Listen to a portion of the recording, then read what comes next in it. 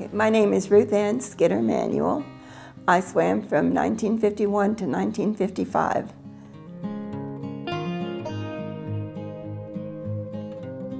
I had a job in Cleveland and I could see I was not going anywhere, so I got in my car and drove here, and my sister-in-law introduced me to the Springs. I got the job, and I actually tried out and made it.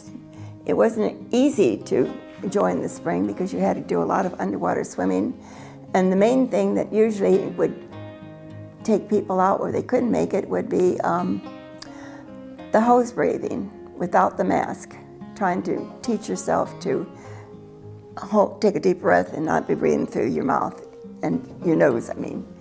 But I was able to do that and stayed there for a good while and had a great time as a mermaid.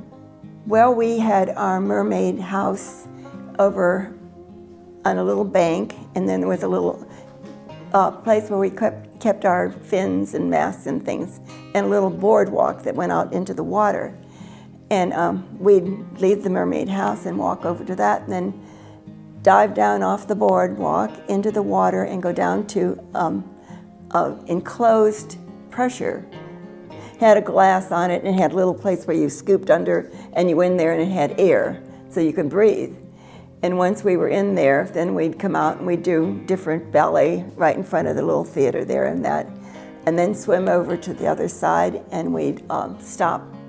And they had two little logs, and we'd sit on the logs and we'd drink a drink out of take our mask off and drink some kind of orange drink and that, and eat a little something and that, and then we'd go right in front of the glass and we'd take our mask off again and we'd feed the fish, and there would be tons of little fish all around on us and everything. I think the thing that was amazing, though, we added to the spring. When people saw the water, and they couldn't believe we were actually in there swimming. It was so clear and so beautiful with eel grass all around us and that. And we were just really a little adding to that beautiful, beautiful spring. But I think the things that we had to do were really hard. They were something that took a lot of time to learn, and you had to have the ballet experience to make your show look good. We had a certain routine that we did, and we always knew exactly, and the announcers would explain what we're going to do then. After we fed the fish, then usually we did buoyancy, where we'd go up and down and show how we could stay at one height, where we'd go up and we'd stop there, and then we'd come down to the middle, and always doing our air to where we could sink way down or stay in the middle and that. So we did the buoyancy. We fed the fish, we ate and drank, and then usually the next part of the show would be swimming over to the boil where the water came out, I don't know, millions of gallons of water. I don't know exactly what it is anymore, but it was really, really something where you could see the water coming up. And we'd have to swim down. One girl would go over to the little stage, the other one would swim down into the hole, down to there, and they had sort of a little limb in there, and you could sit there and you'd have your air hose.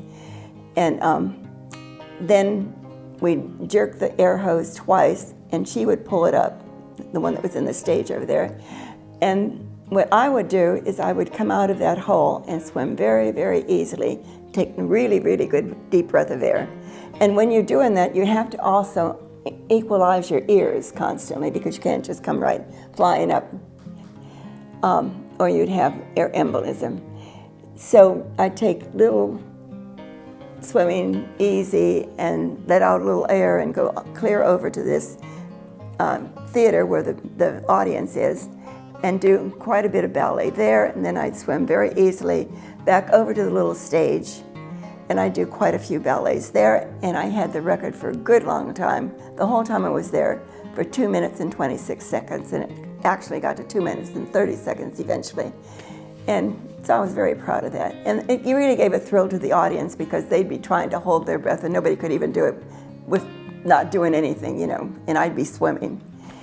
And so then we'd both come out of the little stage, and we both do ballet together, and then swim over to where the water came up, and we'd do the adagio pose and come up with that water pushing it up to the surface, and that would be the little show. And I thought it was very good. It just had drama, it had beauty, and it had something that the people really liked. They liked and every now and then there'd be a turtle going through and a big fish and different things that added to the show. It was a nice show. I was also part of The Creature Walks Among Us. It's a movie that they put out at Weeki Springs, and they needed 2 people, and they asked 2 mermaids to come up, and I tried out with the first time I ever put on tanks and that. I was able to swim all around, and they thought I looked more like Lee Snowden, so I got the part.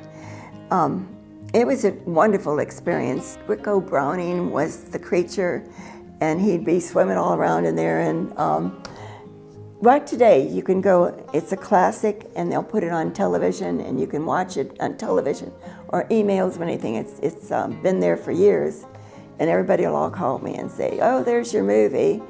But the part I had was, I was swimming along with the 2 men in that, and then they decided to go on ahead of me, and I went too deep by myself, and I got what they call air embolism. I was down there and floating around and everything, so they had me take off my mask, and then I did all sorts of ballet and things like that, and then I sort of laid out, and one of the guys saw that I was really having a terrible time down there, and they came over there and took me up to the top.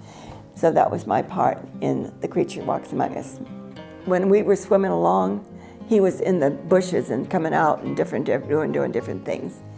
So yeah, it was quite a something. Everybody was asking me for my autograph, and I was just I thought I was really some kind of a star for a while there in The Creature Walks Among Us, but it was fun. Howard Hughes came to the show, and I had the privilege of doing the actual swimming that day, and it was really neat. What we did in our show was we'd always come up over the top. There's like a little hole, like a little thing where the window, and then you could come up over the top of the window, and we'd always ask somebody to come in and swim with us. And so I did that and came up over the top, and I looked, and there was Howard Hughes, and I said, how about you coming in and swim with me? And he said, oh, no. But it was really neat when I swam for Howard Hughes. And I saw his movies after that and saw about his life and things, and he was quite some man. But what he was here in Brooksville for was, he was with Alfred McKeithen, which was the banker, and they were talking about what they might put here in Brooksville and some kind of project that they were doing, and he happened to come on over to the spring. For some of the advertising we did, my father actually came to the Springs, and he's a little bit of a daredevil. He was steeplejack, always climbed up the flagpoles and fixed them, and sometimes really big buildings in Cleveland, he'd have to go way up in the top, and that was one of his side jobs, actually. But he decided to come into the water with me, so we all thought it would be sort of funny to see him, what he did, and so he was excited about going in and jumped in the water, and they have several pictures of me and my father, me holding him and standing up and everything, and him swimming around in there. And it did make it to the papers.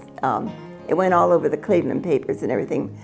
A picture of me and my father swimming at Weeki Wachee. We also did some different ads in the paper about a young baseball team came, and they put that in the paper and showed us posing with them, and also Patsy and I doing an underwater scene where we had football and us showing it underwater, different little things that they'd always have us doing in between our shows that made it interesting. Also, the thing that maybe people don't realize, that we had to announce the shows. What we did was we swam the shows, we took tickets, and we also announced the shows. And I loved doing that. I loved watching the audience and how they reacted to different parts of the show, and trying to make it as very interesting as I could. And I liked that part of Weeki Wachee. It was a wonderful experience. It was something that I really enjoyed. And it's good to have a few years where you have fond memories and that you did something different. The girls that we swam with were very, very close. We risked our life and depended on each other. And so when we were swimming there and that, they're handing us the hose and making sure, and things, we relied on them. So we got very, very close. It was a very tight bond between the mermaids and whoever were there. We had some difficulties with our ears. Sometimes we had, because of the algae and that, our bodies weren't made exactly to stay in the water that much and that, but we all went through that like soldiers, and I think we loved our job. We loved doing what we did, and we got very close. When I first came to Weeki Wachee, I was amazed. The big highway right near us, here became a cattle drive. He's bringing his cattle right straight down the road there. That's how far back it is right now. Now it's a big, huge highway that keeps people going all the way up to Tallahassee.